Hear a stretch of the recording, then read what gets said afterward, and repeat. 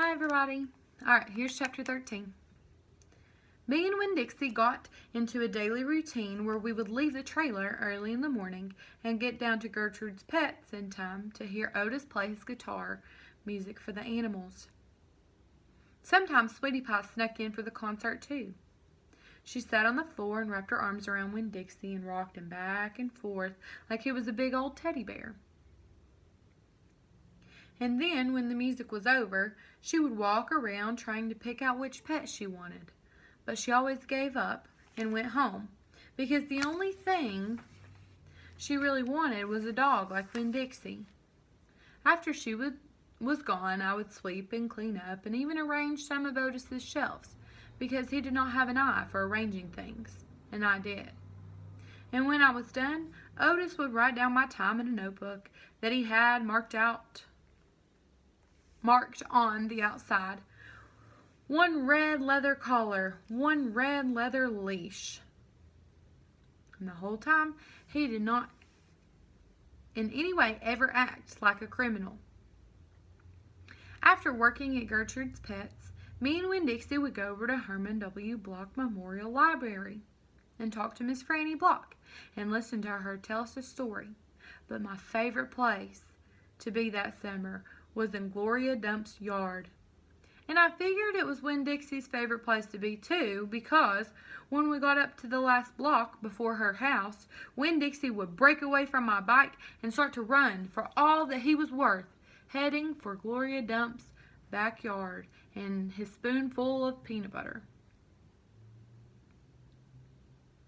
Sometimes Dunlap and Stevie Dewberry would follow me.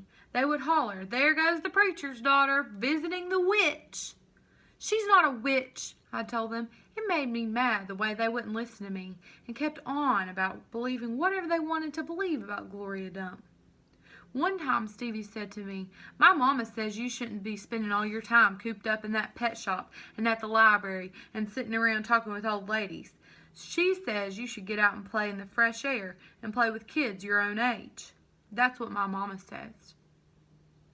"Oh, lay off her," Dunlap said to Stevie. Then he turned to me. "He don't mean it," he said. But I was already mad. I shouted at Stevie. I said, "I don't care what your mama says. She's not my mama, so she can't tell me what to do." "I'm going to tell my mama you said that," shouted Stevie.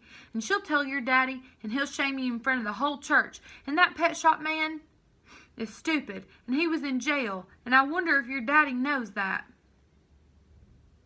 "Otis is not stupid," I said, "and my daddy knows that he was in jail. That was a lie, but I didn't care, and you go on ahead and tell me if you want. Tell on me if you want, you big bald-headed baby." I swear it about wore me out yelling at Dunlap and Stevie Dewberry every day. By the time I got to Gloria Dump's yard, I felt like a soldier who'd been fighting a hard battle. Gloria would make me a peanut butter sandwich straight off, and then she would pour me a cup of coffee, half milk, and that would refresh me. "Why don't you play with them boys?" Gloria asked me. "Because they're ignorant," I told her. "They still think you're a witch. It doesn't matter how many times I tell them you're not." "Oh, I think they're just trying to make friends with you in a roundabout way," Gloria said. "I don't want to be their friend," I said. "It might be fun having them 2 boys for friends." "I'd rather talk with you," I said. "They're stupid and mean, and they're boys."